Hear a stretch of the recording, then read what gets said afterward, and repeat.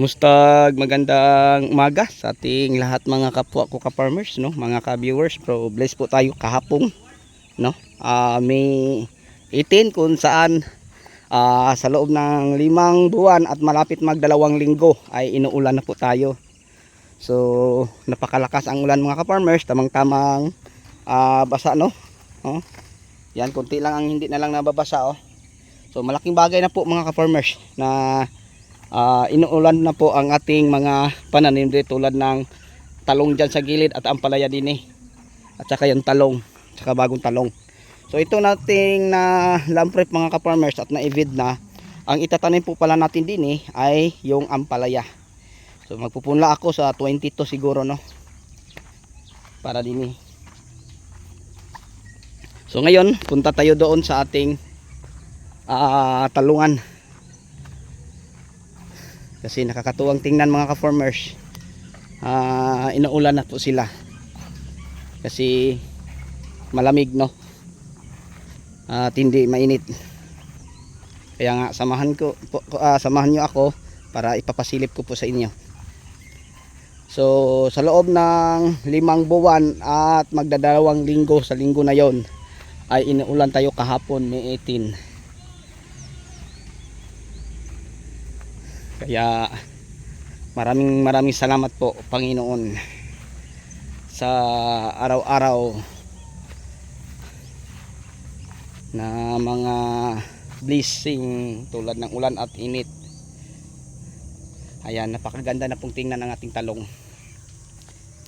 So ito ang ating talong na bagong raton mga ka-farmers. So ganito na po ang kalagayan niya ngayon. So napakadami ng malilit na bunga. So antayin natin to ang mabilisang paglaki sa bunga nito kasi inuulan na po siya. So sa madaling salita, malamig sa gitna, malamig sa puno. So yun po. Yan. So dito lang tayo mga ka-farmers kasi papunta po kami sa ating farm to, no, sa Taysan. Kasi umpisahan na po namin doon ang pag-feed at saka ang paglagay ng mga pusti at saka mulching kasi may ulan na. Yan, oh, napakagandang tingnan mga ka-farmers, oh.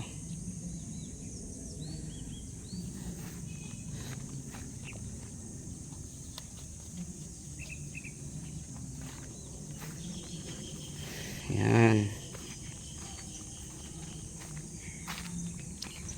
So mga 2 days from now mga ka-farmers, pwede naman po tayo din mag-harvest uli. So asahan natin to na marami ang ating ma-harvest din.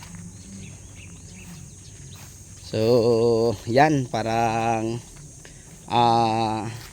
gubinhawa uli, no, ang tanim natin at saka tayong nag-aalaga kasi inulan na po. Malaking bagay po mga ka-farmers ang ulan. Tapos kahapon din napakalakas ang kidlat mga ka-farmers nung nag-grounded ang ating mga tauhan. May 3 na paso, yung 2 na kuryente lang. Sabi nila mga ka-farmers, ano daw ang katawan nila. No? So hindi natin na-speak na ganyan kasi unang ulan pa yan. So ngayon ito ang ating bagong talong, oh. So asahan natin, no, ang bilis na pag dito tubo dahil malamig na po.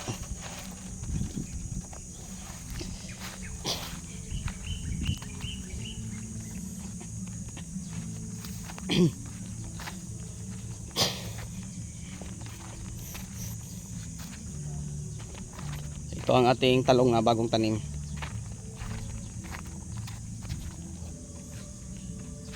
Yan.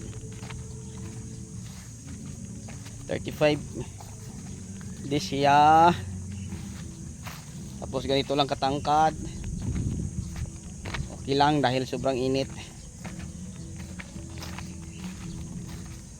Okay, so bago tayo magtapos, mega love shout out po, no, sa inyong lahat mga ka-farmers, mga ka-viewers, mga subscriber. Yun lang siguro ang may share at may update ko sa inyo sa umagang ito. So kung may mga katanungan man po kayo, pakilagay lang po, no, sa ating chat box ang inyong content na ipapagawa, or kung may mga tanong po kayo, na lang po, comment na lang doon para magawa natin ng video. Kung wala pa kayong mga Kung wala pa tayong nai-upload na video patungkol sa ipapagawa niyong content. Pero kung meron na, paki-check na lang po, no. Okay, so yun lang siguro mga ka-farmers, mga ka-viewers. Maraming salamat po uli. God bless at mabuhay po tayong lahat. Abangan nyo lang ang mga susunod nating gagawin, lalo na sa ating farm to, kasi lahat na gagawin doon ay papakita ko po sa inyo araw-araw. Yun lang po, thank you.